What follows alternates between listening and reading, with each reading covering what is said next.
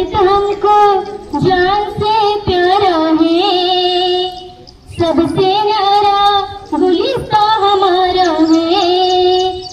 सदियों से भारत भूमि दुनिया की शान है, भारत माँ की रक्षा में जीवन कुर्बान है।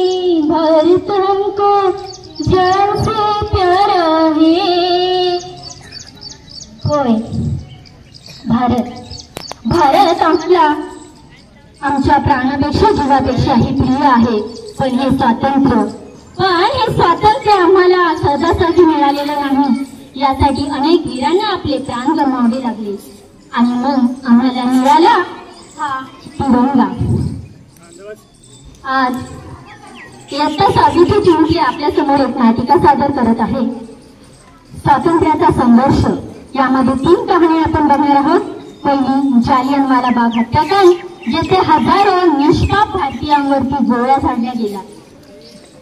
दुसरी सायमन कमिशनला केलेल्या झालेलं आंदोलन आणि तिसरी भगतसिंग, सुखदेव, राजगुरू यांचे अमर बलिदान।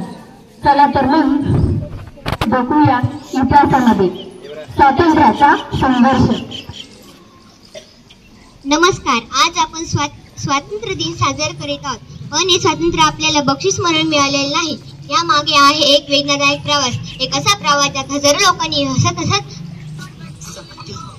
आपल्या प्राणांचे बलिदान दिले। त्या प्रवासातील एक भयंकर पान 13 एप्रिल 1919 जालियनवाला बाग। आज बैसाखी आहे, पण आम्ही बैसाखी साजरा करणार नाही। जोपर्यंत इंग्रज भारतातून निघून जात नाही तोपर्यंत आम्ही बैसाखी साजरा करणार नाही। बैसाखी साजरी करणार नाही। आम्ही बैसाखी साजरी करणार नाही।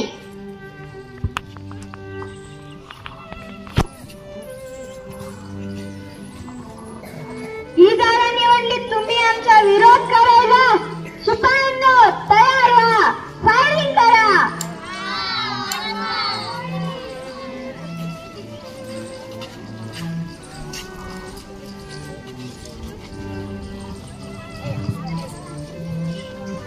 एप्रिल 1919 झालेले जालियनवाला बाग हत्याकांड प्रत्येक भारतीच्या डोळ्यात पाणी आणून गेले।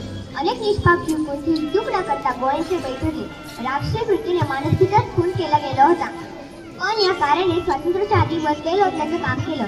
लाला लजपत राय, भगतसिंग, राजगुरू, सुखदेव यांसारख्या क्रांतिकारकांच्या मनात एक ठाम विचार जागा झाला। इंग्रजांना हकलल्याशिवाय शांत बसायचं नाही। 8 एप्रिल 1929 सायमन कमिशनच्या विरोधात लालजींच्या नेतृत्वाखाली एक विराट मोर्चा निघाला।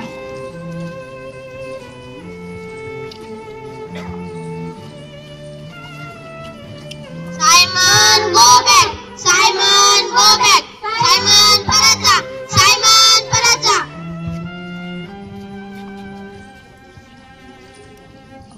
Stupid Indians, you don't understand. Stop this. Simon go back, Simon go back, Simon परत जा, सायमन परत जा। I said stop this. Simon go back, Simon go back, Simon परत जा, सायमन परत जा। लाठी चार्ज.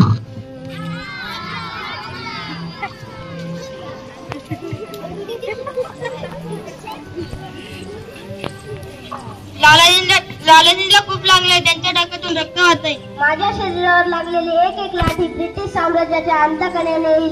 ही लढाई येथे थांबता कामा नये। ही जबाबदारी मी आता तुमच्यावर सोपवतोय। भारत मातेच्या स्वातंत्र्यासाठी लढा, शेवटपर्यंत लढा।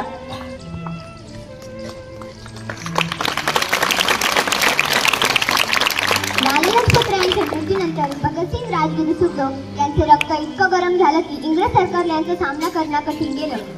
इंग्रजांना याचे उत्तर देण्यासाठी स्कॉट आणि सॅडस मारला गेला आणि भिंतीवर लिहिलं गेलं, लालाजीच्या मृत्यूचा बदला घेतला आहे। भगतसिंग सर्वच फरार झाले। 8 एप्रिल 1929 दिल्लीमध्ये ब्रिटिश सरकारच्या सेंट्रल लेजिस्लेटिव्ह असेंब्लीच्या बैठकीमध्ये 2 बॉम्ब फुटले गेले। या घटनेने इंग्रज सरकारने हृदय सोडलं। ही कृती करणारे भगतसिंग, राजगुरू, सुखदेव यांनी स्वतःला इंग्रजांना हवाली केलं। 1930 ला कोर्टाने आपला निर्णय ऐकवला। कधी कधी वाटतं इतिहासातले लोक इतके मोठे कसे झाले? ते सुद्धा तरुण होते आपल्यासारखे। तेव्हा प्रश्न पडतो, आपण काय करतोय आपल्या देशासाठी? चला तर पाहूया एका अशा तरुणाचं जीवन ज्याने रक्तातच क्रांती मिसळली होती। त्याचं नाव भगतसिंग। भगतसिंग आरोपी राजगुरू आरोपी सुखदेव कलम 120 आणि कलम 302 नुसार न्यायालय तिघांना आरोपी घोषित करते आणि या तिघांना मृत्यूची शिक्षा देत आहे. अरे सुखदेव, तुला आठवत आहे का आपण पहिल्यांदा भेटलो तेव्हा बाबा एवढं शांत नव्हतात. आता बघ मृत्यू समोर तरी पुस्तक हातात. आणि तेही कोणते पुस्तक? लेनिनचे. मरायचे असेल तर क्रांतीच्या शेवटच्या क्षणापर्यंत. मरण हेच क्रांतीचं अंतिम सत्य आहे मित्रांनो. आपण मरून जगणार आहोत कारण आपली जाती मशाल कित्येक पिढ्यांना पेटवेल. 23 मार्च 1921 लाहोर सेंट्रल जेल. संध्याकाळचे 7:30 होत आले आहे आणि भारत मातेचे 3 सुपुत्र भगतसिंग राजगुरू सुखदेव स्वातंत्र्याच्या वेदीवर सतत आपले प्राण अर्पण करण्यासाठी सज्ज झाले. माझे आयुष्य छोटे होते पण उद्देश मोठा होता. आज माझ्या रक्तातून देशाचे भविष्य लिहिण्यात आले. चला आपली शेवटची चाल फासावर जाण्याची नाही, स्वातंत्र्याच्या दिशेने झेप घेण्याची. माझा श्वास जातोय पण आत्मा म्हणतो भारत माझा सर्वस्व. आपल्या मृत्यूचा शोक नको कारण आम्ही मेलो नाही. आम्ही विचार बनून प्रत्येक तरुणाच्या रक्तात उतरतोय. इन्क्लाब जिंदाबाद, इन्क्लाब जिंदाबाद. भारत माता की जय. भारत माता की जय. भारत माता की जय. देशाच्या प्रत्येक तरुणाच्या हृदयात स्वातंत्र्याचं स्वप्न अंकुर लागलं होतं. इंग्रजांना भारत सोडा ही घोषणा आता फक्त घोषणा नव्हती, ती एक ज्वाला बनली होती. प्रत्येक भारतीय आपापल्या परीने या महास्वातंत्र्य संग्रामात आहुती देत होता. कोणी लेखणीने, कोणी तलवारीने, कोणी तर स्वातंत्र्याच्या वेदीवर तसं झुलत. सुभाषचंद्र बोसांचा आवाज, तुम मुझे खून दो मैं तुम्हें आजादी दूंगा. राणी लक्ष्मीबाईंचे सिंहासनाचे म्हणे, काट्या टोपीचं धाडस आणि मंगल पाण्याचा पहिला उठाव. या सगळ्या शहीदांच्या बलिदानाची फळं अखेर वाया गेली नाही. आणि अखेर 15 ऑगस्ट 1947 रोजी भारत माता साखर दंडातून मुक्त झाली आणि जय हिंदचा नारा आकाश पायाला लागून सरगुमला.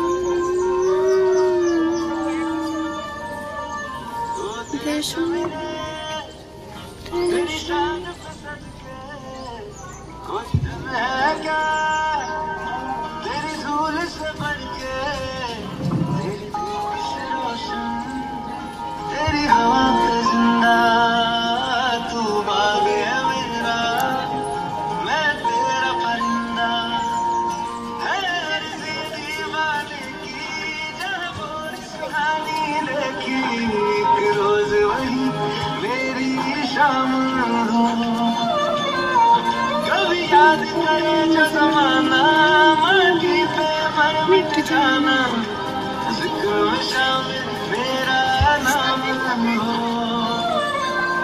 हो देश मेरे, तेरी शान पे